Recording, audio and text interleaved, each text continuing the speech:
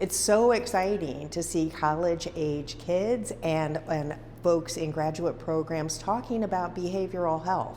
This is a newer thing. 21 years ago, that wasn't the case. So it is incredibly exciting to be involved where people are passionate, they care about the issues, and they care about their fellow students and the greater community. I'm delighted to be able to come and just talk for a few minutes, but the real stars of tonight's program are the students and the faculty that have supported them.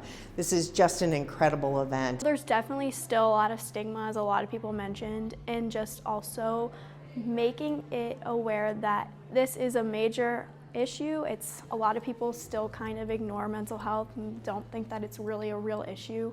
But obviously through all of the policy panels today, we can see that it is an issue that needs to be addressed. I spoke on recidivism, and I have a couple close family members who have repeatedly gone back into the system, and when I asked them about it, their main source was mental health. I think community and a support system for people at this kind of prison is essential. Without a support system, really anyone, ex-prisoners, people outside, a lot of people cannot thrive without the support of their loved ones.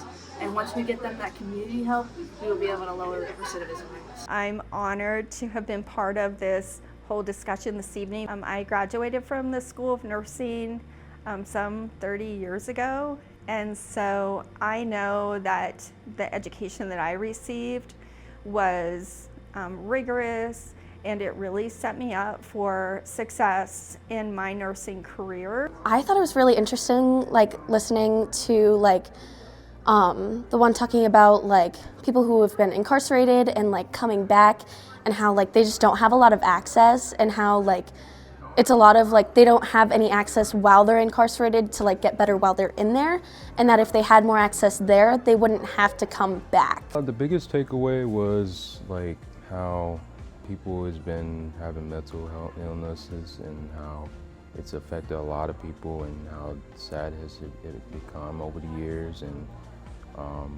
hearing about it and how people is affected with it a lot. As a criminology major, and having been through the criminology program for 3 years now, I've learned a lot about mental health and how much it actually affects not only crime, but the jobs related to crime. And I understood that a lot of our first responders are really struggling.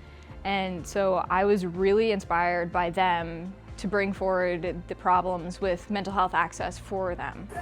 My biggest takeaway was actually that although we've made progress, there still needs a lot more progress done, especially for refugees who are suffering from PTSD after immigrating here, and also for children, for police officers and first responders.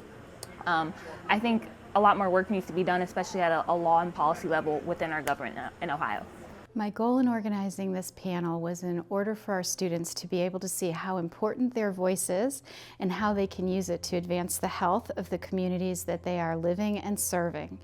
It's just a joy to see our students developing their voice for health policy and the ability to advocate for others who need that help. Discussing things like this panel allows really helps to get that first start, that foot through the door to really making change. I was given a new perspective. Since it's interdisciplinary, I get to hear from a lot of different majors and what they're interested in, and I realized that I'm interested in a lot of things that they're interested in. Come to the policy panel just to learn about this stuff and get used to what other people has been going through with mental illnesses and health and conditions and stuff like that. Because I feel like a lot of people need to get involved with stuff like that. So I think it's crucial for students to understand the bigger picture of what's happening in the state of Ohio when it comes to policy and behavioral health, because what happens at the local, state level, and also the federal level has an impact every single day on students and the people that they will eventually be caring for once they graduate and enter the nursing field.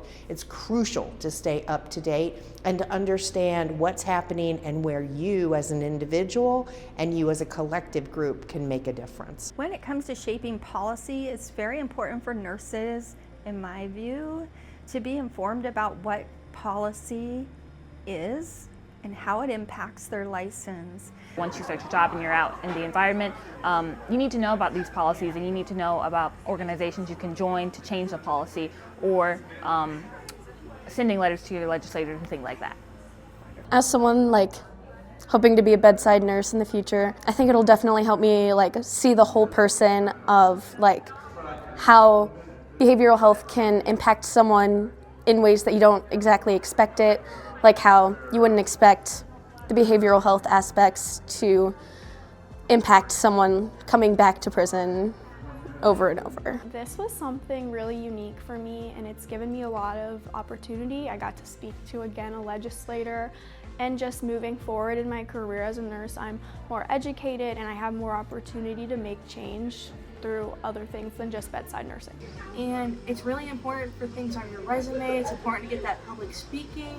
I know it's really scary, but it's really important to your future. Our students select the topic that they get to talk about. And in this particular case, our students have learned that mental health impacts absolutely every aspect of our life as community members, students, as well as nurses.